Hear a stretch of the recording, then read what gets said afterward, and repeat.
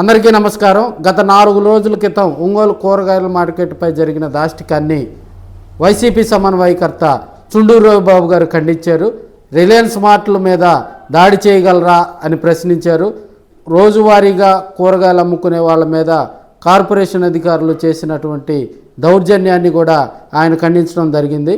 అదేవిధంగా కూరగాయల మార్కెట్లో ఉన్నటువంటి వ్యాపారస్తులు మొత్తానికి కూడా తాము అండగా ఉంటామని, రాబోయే రోజుల్లో వారి జోలుకు గనకొస్తే ఉపేక్షించేదే లేదని కూడా ఆయన నిన్న జరిగినటువంటి వైసీపీ కార్యాలయంలో జరిగినటువంటి మీడియా సమావేశంలో స్ట్రాంగ్గా తెలపడం జరిగింది. ఒక మహిళ మీద కేసు పెట్టడం కూడా దారుణమని చెప్పి కూడా ఆయన ఖండించడం జరిగింది. రాబోయే రోజుల్లో వ్యాపారస్తులకు వైసీపీ అండగా ఉంటుందని చెప్పి కూడా ఆయన ఉద్ఘాటించడం జరిగింది.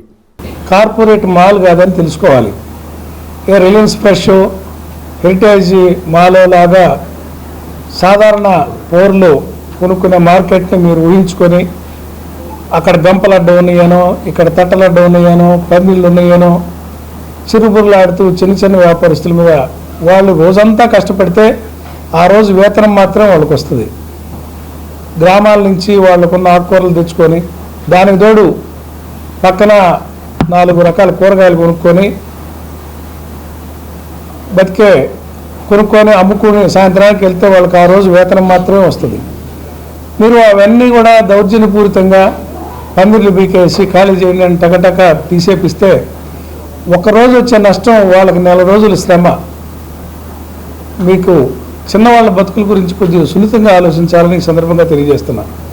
ఆ స్పృహ లేకపోవటం మీ దురదృష్టం. వాళ్ళందరికీ మార్కెట్లో ఎక్కడో చోట వాళ్ళకి కూర్చొని అమ్ముకునే వెసులుబాటు వాళ్ళకి కల్పించాలి. 2020-21 ప్రాంతాల్లో కరోనా టైంలో మార్కెట్లు ఓపెన్ చేయలేదు. మున్సిపాలిటీ ఆఫీసే తాళాలు వేసిన రోజులు ఇవి. వాళ్ళందరూ పీఆర్ఐ స్కూల్లో ఎడంగడంగా పెడితే అక్కడక్కడ పెట్టి అమ్ముకోమంటే వాళ్ళ వ్యాపారం ఉండి ఉండక వాళ్ళు కూడా ఆ రోజు వేతనాల కోసం వచ్చి అమ్ముకున్నారు. షాపు మార్కెట్ ఓపెన్ చేయలే. మరి దానికి రెంట్ వేయటం, దానికి వడ్డీలు కట్టమంటాం, లక్షల రూపాయలు చిన్న వాళ్ళ మీద పెనాల్టీలు వేస్తానని చెప్పి దుర్మార్గం ఇది. మా పార్టీ తరఫున మేము డిమాండ్ చేసేది ఏంటంటే కోవిడ్ 2 సంవత్సరాల్లో మీరు వేసిన రెంట్లు రద్దు చేయాలి, వాటిపైన వేసిన వడ్డీలు కూడా రద్దు చేయాలి. మిగతా తర్వాత వీళ్ళు రెన్యూవల్ కోసం పోయి తర్వాత కడతామంటే కాదు, ముందు రెన్యూవల్ కాలేదని చెప్పి అవి పేరబెట్టి వాటికి పెనాల్టీలు వేస్తూ ఉన్నారు. అది మంచి పద్ధతి కాదు. ఆ 2 సంవత్సరాలు దానికి వడ్డీ తీసేసి తర్వాత జరిగిన కాలానికి మామూలుగా మీరు దానికి రావాల్సిన రెంట్లు మాత్రం వసూలు చేసుకోవాలి. ఇక చిన్న వ్యాపారస్తుల దగ్గర కూడా మీరు ఆ రోడ్ల మీద పెట్టుకొని అమ్ముకుంటున్న వాళ్ళ దగ్గర కూడా మీరు చలానాలు కట్టించుకున్నారు. చలానాలు కట్టించుకున్నప్పుడు మీకు బాధ్యత ఉంది కదా, మీకు తెలియకుండా వాళ్ళు ఆ రోడ్ల మీద పెట్టుకోవాలి. మీకు చలానాలు కడుతూ వాళ్ళు వ్యాపారం చేసుకుంటున్నారు. మీకు అడ్డం అనిపిస్తే వాళ్ళకి ప్రత్యామ్నాయం వాళ్ళని కూర్చోబెట్టి మాట్లాడి వాళ్ళు ప్రత్యామ్నాయ దారి చూపించి మీరు వాళ్ళని షిఫ్ట్ చేయాలి. కానీ ఇటువంటి దౌర్జన్యపూరితమైన వాతావరణం మంచి పద్ధతి కాదు.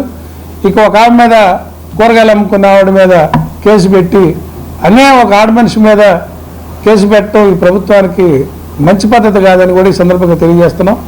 మార్కెట్లో ఉన్న అందరికీ మేము మద్దతుగా ఉంటాం, పార్టీ మద్దతుగా ఉంటుంది.